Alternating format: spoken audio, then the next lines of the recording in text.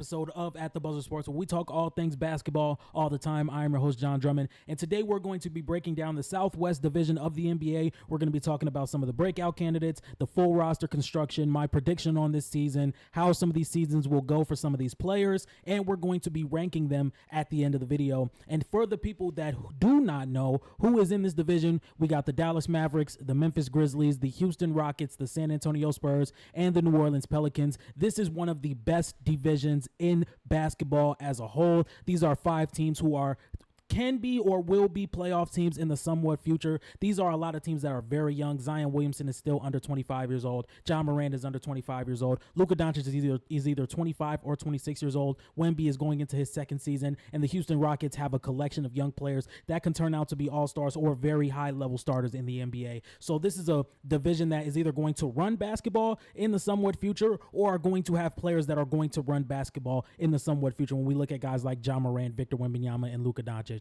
So this is the division I wanted to start out with. I think this division is very, very, very exciting, and they have everything you need. They have some of the best defenders in the league when we talk about Victor Wembanyama, when we talk about guys like Amen Thompson, who can ascend to one of the best perimeter defenders in the league. They have guys like Jaren Jackson, who has won a Defensive Player of the Year in 2023. And then they have high flyers, Cam Whitmore, John Morant. They have some of the best scorers in Luka Doncic. I mentioned high flyers and didn't even talk about Zion Williamson. So, hey, this division has a lot of talent that you can bring up in the somewhat future or right now. So the first team we're going to be starting out with is the Houston Rockets. So the Houston Rockets, after going 41-41, applying pressure into finding their way into a play-in spot. Last season, Alperen Sengun went down a little bit towards the end of the season, and then they went on a 13-2 stretch where Jalen Green was averaging like 27 points per game, and all of his potential and everything that he could be really good at his peak started to show. The Houston Rockets were very exciting, and now I think they're going to be even more exciting this year. They still have Fred VanVleet. They still have Dylan Brooks. They drafted Reed Shepard, who had an insane summer league. You got guys like Amen Thompson, Jalen Green, Jabari Smith, and Cam Whitmore, all getting better. Tari Eason has potential to be one of the better defenders in the NBA. Same with Jabari Smith. Same with Amen Thompson. You have a defensive coach in Ime Udoka, and you have one of the better defenders in the league in Dylan Brooks, who I think can be a great leader for this team and was already a great leader in the first season of his stint with the Houston Rockets as a great leader. So this team is going to be very exciting. This team has an average NBA age of 23.6, so their average age for this entire roster is 23 years old. There's a lot of things that you can be excited about. There's Alperen Sengun, who just came off of a season where he averaged about 21, 9, and 5. I think he's 21 years old. There's a lot of good signs with him. I think that when we talk about this Houston Rockets team and how good Alperen Sengun is, I don't think it's towards the level of him being a Finals MVP or being an All-NBA first-team member, because if you want to be completely honest, I think that Jokic type of archetype is not built for being an NBA championship leader unless you're to his caliber of player. Like when we talk about the big man being able to pass, the reason it's so important is because Nikola Jokic is doing it. When we look at guys like Domantas Sabonis, when we look at guys like Alperen Sengun, we're not looking at these guys like number one players on championship teams, and it makes it so hard to have like a clear ball dominant player next to them because they need the ball. At least Domantas Sabonis needs it a little bit more than Alperen Sengun, because I've seen Alperen Sengun be able to work in the pick and roll, to be able to work in the mid-range, and to hit his jump shots in the mid-range, to make a pass off the short roll after setting a screen. So it throws me off a little bit when people think that Alperen Sengun can be the number one on a championship team. I think he could be a number one on a really good team. I think he could be the number one on a really good playoff team that makes a deep run. But when we talk about guys who are the main source of playmaking for their team, when we talk about Domantas Sabonis and Alperen Sengun being at the center spot, I don't think that is a recipe for championship success unless you're doing it at the level of Nikola Jokic. So once again, I think Sengun is a fantastic player, but if we think about it in that aspect, I do not think that going forward, that is going to be your guide to lead you to a championship. And that's not the worst thing in the world if you're the Houston Rockets, because you still have a tremendous group of talent around Alperen Sengun, who right now looks like is the guy and will be facing the allegations of being the number one player for this team, but you have so much young talent on this team that one,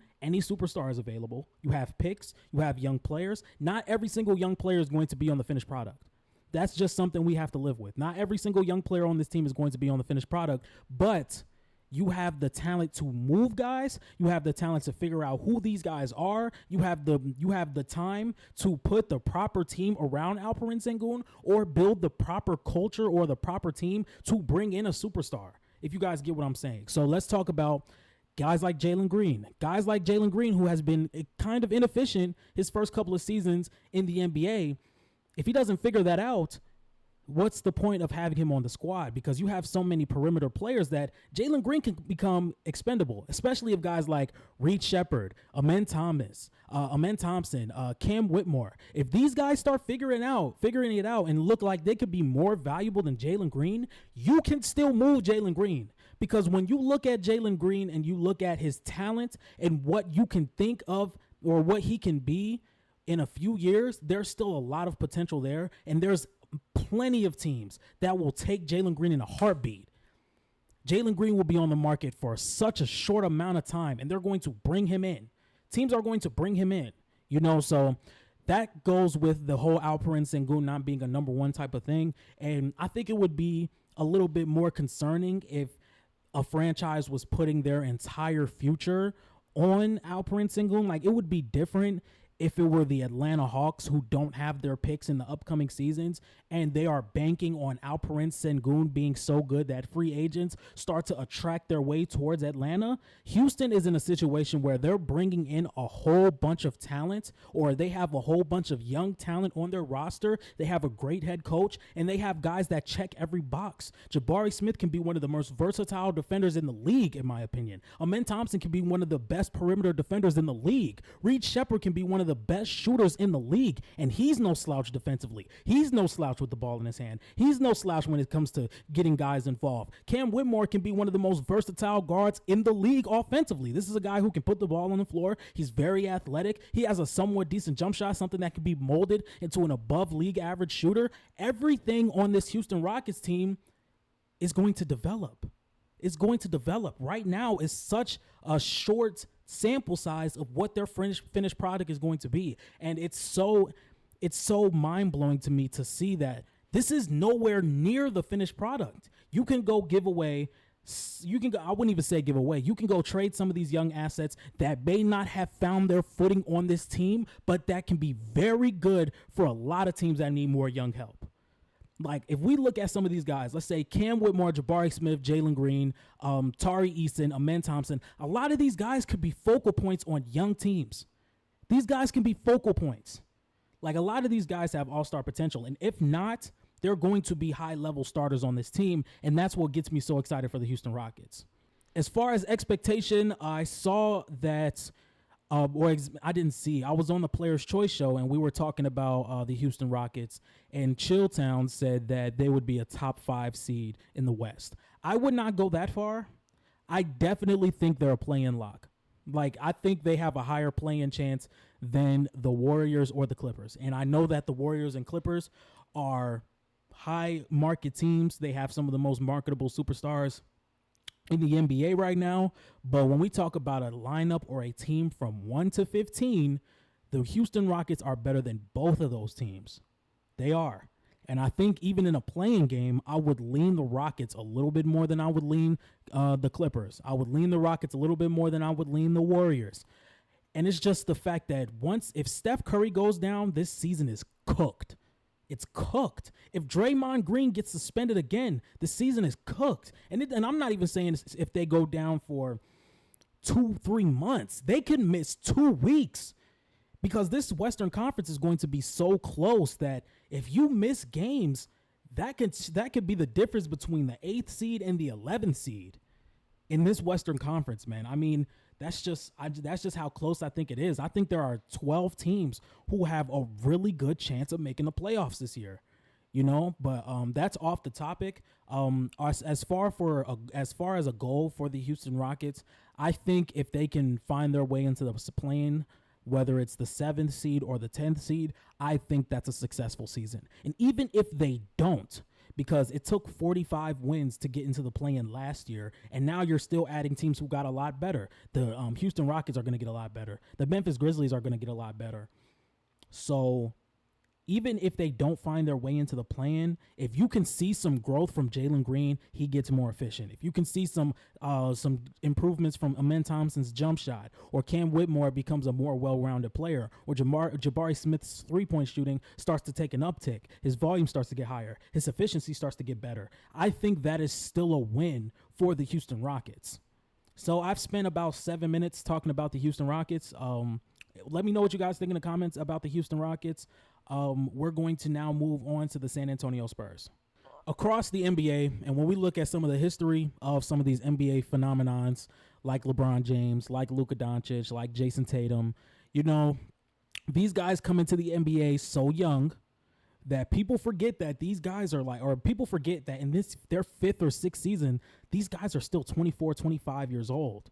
You know, so that's something I think that's about to happen with Victor Wembanyama and the Spurs, because when we look at some of the things Victor Wembanyama was able to accomplish in his rookie season, there's a lot of expectation on him. You know, I've seen people say that the Spurs will make a play-in game. I've seen people say that Victor Wembanyama will be a top 10 player in the NBA after this season. I've seen a lot of people say the Spurs are going to make the playoffs, or Victor Wembanyama is going to be in MVP talks.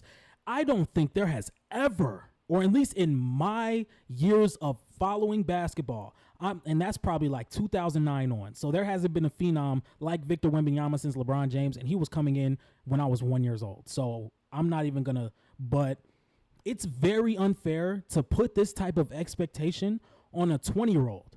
You know, that's something that we do not see often.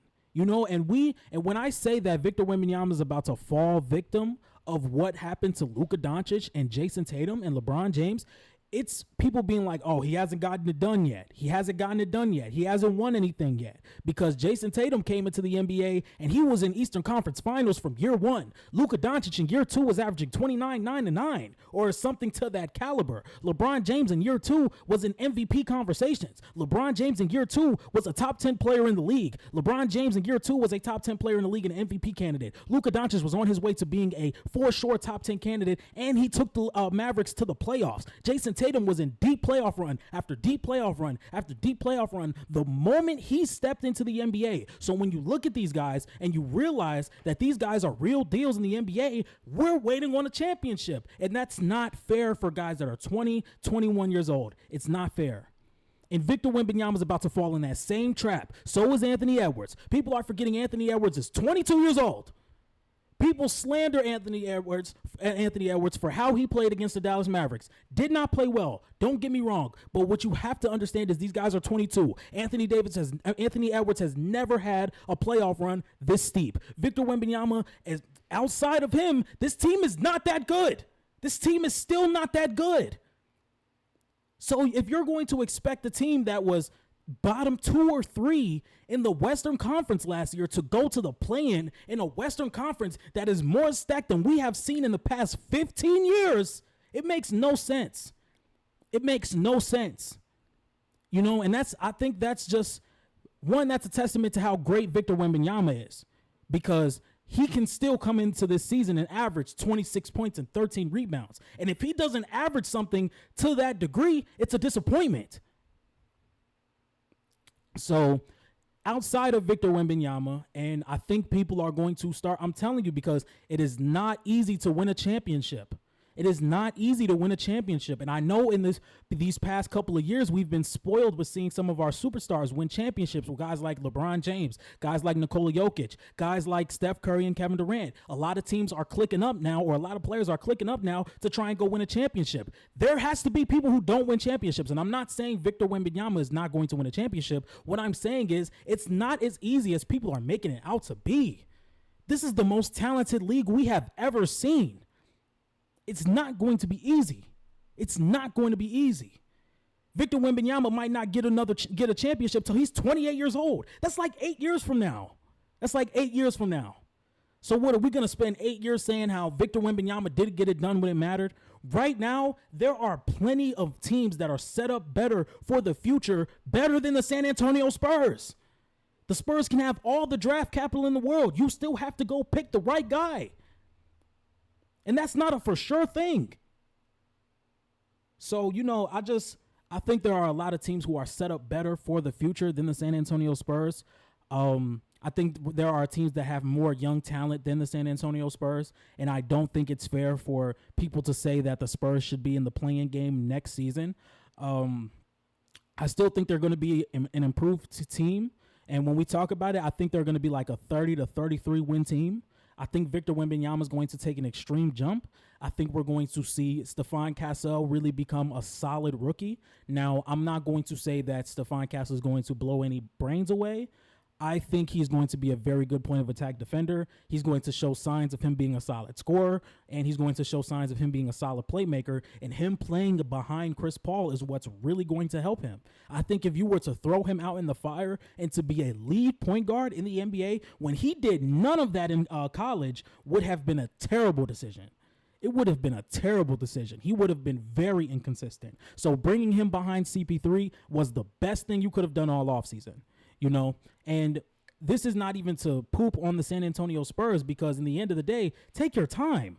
Take your time. Victor Wembanyama looks like a guy who's going to be the best player in the league within the next 3 to 4 years. Anyway, Victor Wembanyama looks like he's going to be the best player within 3 to 4 years, and he's 20. Take your time. Take your time. There is no rush. Yes, I want to see Trae Young go to the Spurs. Yes, I do. But it doesn't matter. Take your time. Take your time. Build the perfect team around Victor Wembanyama so he can provide you with 5 to 6 more championships, because he has the talent to do that.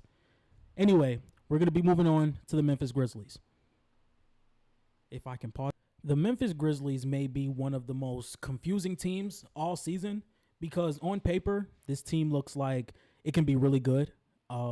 But there's still so many question marks of this team to where you don't want to fall in love with the roster just yet. One of the biggest rumors, or one of the biggest lies I think of the entire offseason, is the Memphis Grizzlies got everyone back. No, they didn't. They lost Tyus Jones, they lost Dillon Brooks, they lost Steven Adams. Those are 3 key players to their roster. And now Gigi Jackson's out for half the year. So I think that's something that is very, very important to how the Grizzlies were so good. Their defense, Dillon Brooks, in my opinion, is a fantastic on-ball defender. Steven Adams brought that size that Jaren Jackson just could not provide, or Brandon Clark just could not provide. But this team is still going to be very good defensively, because if you look at what they lost defensively, they could still have a very impactful defensive team. Marcus Smart, former Defensive Player of the Year. Whether you think that Defensive Player of the Year is fluky, I damn sure think it is, but he's still a great on-ball defender. Vince Williams, also, in my opinion, is still a great on-ball defender and will be an on-ball defender, or a great on-ball defender for years to come. He's only like 24 years old, if you ask me. And Zach Edey, another really good young talent who shows signs defensively that he could pair fantastically next to Jaren Jackson. This is a guy who has weight on him. This is a guy who is very lengthy. This is a guy who can be one of the best rebounders in the league, or the best rebounding big in the league. So that's where I look at the Memphis Grizzlies and I say, this is a team that still has a lot of hope for being at the top of the Western Conference, because you get a fully healthy Ja Morant. You get a fully healthy Desmond Bane, who I think improved a lot this season just because of the fact that he had a lot of ball handling responsibilities when Ja Morant was not on the floor. Jaren Jackson is still going to be that defensive presence that the Memphis Grizzlies are going to need this season. And if you ask me, I think it's a little risky for their projected starting 5 to be Ja, Marcus Smart, Desmond Bane, Jaren Jackson, and Zach Edey. I just think you lose so much size in that backcourt with Ja Morant and Marcus Smart. I understand that you want a point of attack defender next to Marcus Smart, but why can't it be Vince Williams? Vince Williams is a better outside shooter than Marcus Smart, and he's still a solid defender. He may not be on the level that Marcus Smart is, but I still think Vince Williams can get the job done defensively. And if you ask me, I think Marcus Smart chucks up some really bad shots, if you want to be completely honest. And if you ask me again, I would have Vince Williams starting throughout the entire season because Gigi Jackson is going to be that scoring punch you're going to need off the bench, if you were to ask me. If I was the head coach of the Grizzlies, that's the starting lineup I would run out there. Ja Morant, Desmond Bane, Vince Williams, Jaren Jackson Jr., and Zach Edey. If you want to start Brandon Clarke to start out and then let Zach Edey work his way into the starting lineup, that's fine with me. I can understand that. But at the end of the day, the main concern for me with the Grizzlies is how much better everyone around them got. You know, the Dallas Mavericks were not the team they were when the Grizzlies were the second seed in the West. The Minnesota Timberwolves were not the same team they were when the Grizzlies were the second seed in the West. The Nuggets may have gotten a little worse, but there's not a player that can stop Nikola Jokic, you know, and there's not a lot of players in the league that can match his production. So I don't think I think it's a little tough, and I think I slightly pull back just a little bit when I think that this team can be top 2 in the Western Conference again. But when we talk about maybe a 4 or 5 seed, I don't hate a second round appearance. I don't hate, but I don't see this team reaching that caliber of Western Conference Finals or NBA Finals this season. Now, there could be a world where they get some injury help and they go to the Western Conference Finals, or they go to the NBA Finals, or they get a really favorable matchup where I think they can find their way to the Western Conference Finals or the NBA Finals. But going into the season, I would not put money on the Memphis Grizzlies making it out of the second round. There are still a lot of teams that I think they can outplay, like the Phoenix Suns, like the Memphis Grizzlies. I don't know how good they match up against the Lakers, because if we're being completely honest, it's been a bad matchup the last time they played. It's still a bad matchup now. Let's talk about some more teams. They would definitely beat the Warriors in a 7-game series, the Rockets, the Clippers, those teams that are sitting at the bottom. I think there's a team I'm forgetting about. There's definitely a team I'm forgetting about, but hey, we move on. The Dallas Mavericks, I don't think they beat this Dallas Mavericks team with how much of an improvement they made to their shooting outside of the corners and around the above the break area on the floor, and the amount of defense that they got this offseason with replacing Derrick Jones Jr. with Najee Marshall, and you still have Quentin Grimes, and then you have the guys on the back line. Anyway, we're about to talk about the Dallas Mavericks literally right after the Memphis Grizzlies, so I'm not going to spend too much time on that. But this team is really good. You know, this team is still really good. I think Ja Morant is going to remind a lot of people why he is in top 5 conversations for point guards. You know, and Ja Morant's my second favorite player in the league. But, you know, I don't come up here to be biased. You know, I come up here to see it to talk it how I see it, you know. And I think in a 7-game series, Zach Edey is going to get hunted in the pick and roll. He's going to get hunted. And if there are teams out there that can run a 5-out lineup like the Oklahoma City Thunder, that's not going to be good. That's not going to be good. I think they would have a solid matchup against the Denver Nuggets. I don't think they would have a solid matchup against the Timberwolves, even though their half-court offense is just as shaky as the Memphis Grizzlies. Who else? And against Dallas, how are you going to react when Zach Edey is in that spread pick and roll with Luka Doncic and Derek Lively? Now Zach Edey has to make a decision. Is he going to play? Is he going to step up on Luka Doncic? And that didn't work that didn't work when the Defensive Player of the Year was out there, let alone a rookie, you know. So it's going to be very interesting to see how this Memphis Grizzlies team is going to pan out. One game that I told myself I was going to go to no matter what is when the Grizzlies play the Timberwolves. I am going to Minnesota, and I will be at that game. You know, that's a game I really want to see live. Anthony Edwards versus Ja Morant, box office.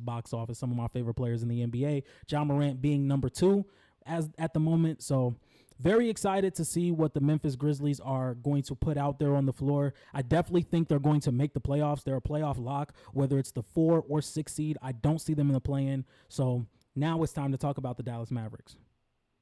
So there is a lot of mixed emotions over the Dallas Mavericks.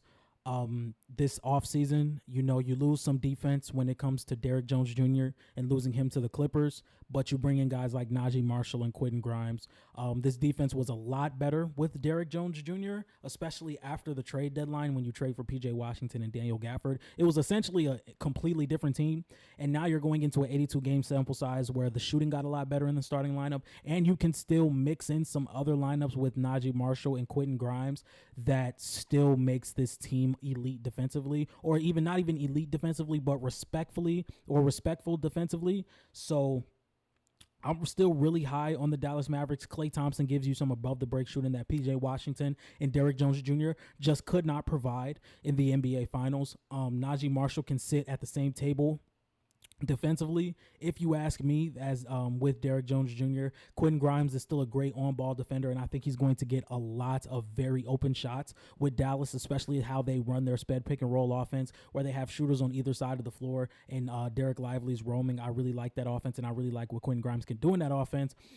And a lot of questions have been Klay Thompson's a motion shooter. Klay Thompson played in a heavy motion offense with the Golden State Warriors, and the Dallas Mavericks shooters kind of just sit in the corner. I think Luka Doncic is a top 3 offensive player in the league, and I think that if there's anybody that can figure it out, it's Luka Doncic in this Dallas Mavericks team. I think there's going to be a lot of sets where Klay gets pin downs, Klay gets passes off screens. I think he's going to be used in motion a lot. I also think in a playoff series, PJ Washington may have to sit some games, or Klay Thompson may have to sit on the bench or start on the bench some games for Najee Marshall to start to have some type of defense next to Luka Doncic and Kyrie Irving, because these are some guys who are really bad defensively, and that's going to be a question mark. I think teams are going to hunt them consistently, but I definitely think it can be hidden a little bit better, especially if you have Quentin Grimes and Najee Marshall on the floor with Derek Lively or Daniel Gafford with Luka Doncic on the floor at all times. I definitely think it could be hidden.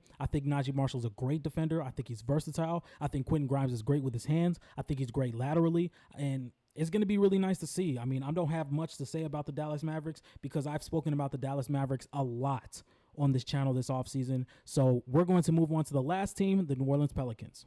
The last team we will be talking about is the New Orleans Pelicans. Now, when we look at this roster, they definitely made an improvement in going out and getting DeJounte Murray because they needed a starting level point guard. I'm not saying DeJounte is the best floor general in the NBA. I'm not saying he's one of the better floor generals in the NBA, but he can still do the job, so I just don't think that there's a lot to pair with this team, or not a lot to pair with this team. What I'm saying is there's a lot on this team that does not fit together. I think DeJounte, CJ McCollum, Brandon Ingram, and Zion Williamson, I don't think that fits together too well. And I think there's 2 guys on the bench that fit into that roster perfectly, but it's hard to move CJ McCollum and Brandon Ingram because of their contracts and what the market is in the NBA. Not a lot of people who want a ball dominant scorer who is pretty one-dimensional in CJ McCollum and Brandon Ingram. These are guys who are not as versatile on defense. They're not the best playmakers. They're just a roll the ball out and let them score type of guy, and that's not where the NBA is headed.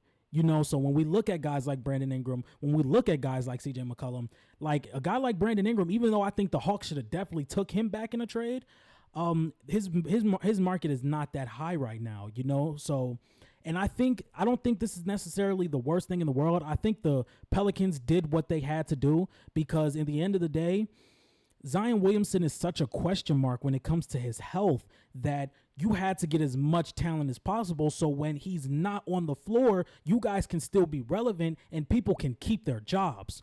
I think having all this talent without anybody that really fits together is more so to, I want to keep my job. I still want to be relevant. I still want to win games without Zion Williamson. And that's why I think these guys are on the roster more than this team fits together. I think this team could be a lot better if you have Herb Jones next to DeJounte Murray. You have Trey Murphy in between Zion and Herb Jones. Don't take it there. But I think that's a lot better, and I think guys like Brandon Ingram, even if you don't get off of CJ and Brandon Ingram, get off of one of them. Get off of one of them, and then you can move forward. If you get off of CJ McCollum, that brings Herb Jones right into the starting lineup. And now the defense next to DeJounte Murray is fantastic. because DeJounte Murray is not the defender he once was in San Antonio. We all know that, but the false narrative is that he is going to go back to that level of defense now that he is in New Orleans. That's not going to happen. If it does happen, hey, I'll be wrong.